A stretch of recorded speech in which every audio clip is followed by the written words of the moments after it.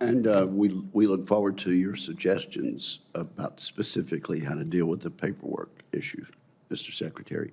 Senator Warren. Thank you, Mr. Chairman. So for years, giant defense contractors have been sneaking fine print into contracts that prevents sailors and Marines from maintaining their own equipment. These restrictions increase costs, they hurt readiness, and they make a lot of money for the contractors.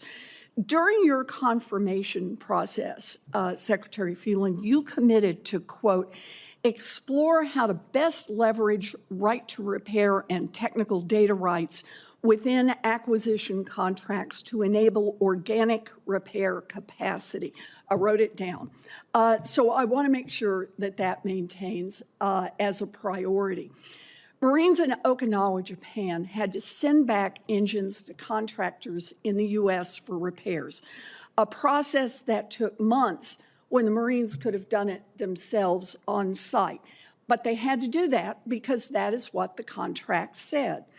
And when it's a ship, the United States government actually foots the bill to send the contractor out to sea.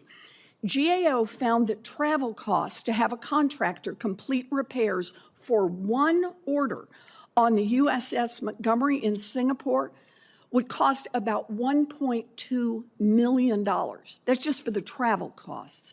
So Secretary Phelan, would you agree that the Navy could be using those millions of dollars to train service members on the skills they need so they could fix their own equipment rather than spending that money to fly contractors to provide tech support?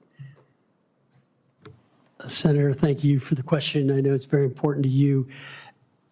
What we do makes no sense to me, okay? And so I am a huge supporter of right to repair. I went on the Ford carrier. They had 8 ovens.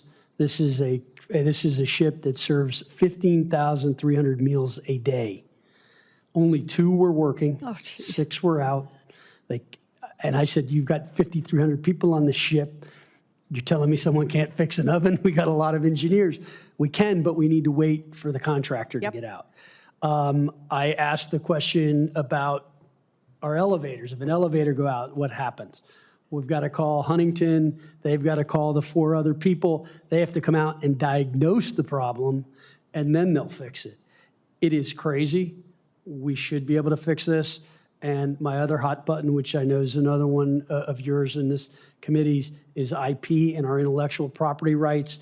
We end up paying for a lot of things that we don't control, and we need to change that. Wow. And so contracting in general is something we're looking at very hard, and we need to really try to ensure going forward we control our IP and we have the ability to fix things, because if we're in a fight, how do we fix it then?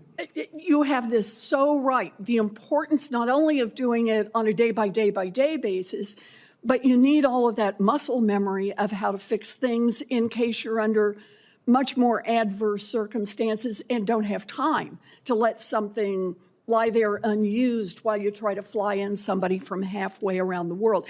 So let me just make sure I've got you on the record here.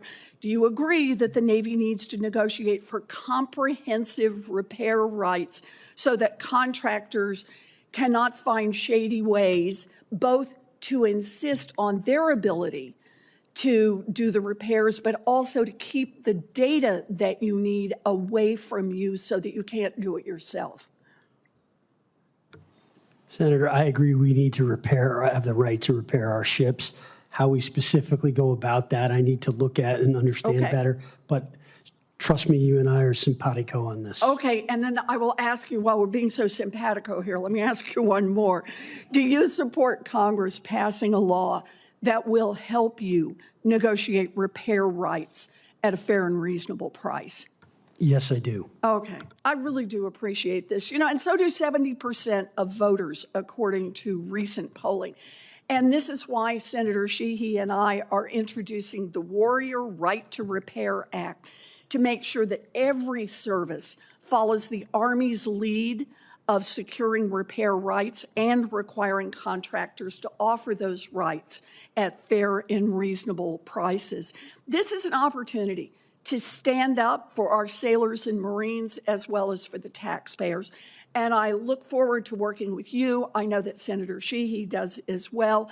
And we want to work with all of our colleagues to make sure that our service members have the tools they need to be able to repair their own equipment. Thank you. Thank you, Mr. Chairman. Thank you, Senator Warren. Secretary Phelan, have you had a chance, or has your team had a chance to look at the specifics of the language of the Warren-Sheehy bill that has been referred to? I have not, Senator. Okay. Will you please do that and comment about the specifics on the record? It would be very helpful to us. Absolutely. Thank you, and I look forward to working with my two colleagues on a workable solution, particularly since the Secretary is so supportive of that concept.